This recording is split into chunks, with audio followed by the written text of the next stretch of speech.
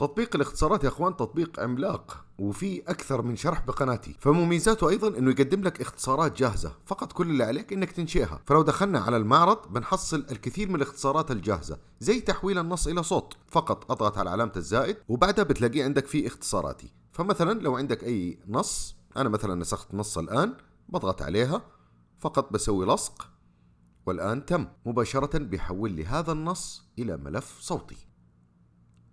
وهنا ما احتجنا إلى أي تطبيقات خارجية. نقدر أيضا نشارك هذا الملف الصوتي عن طريق أي تطبيق أو حتى نحتفظ فيه في الملفات.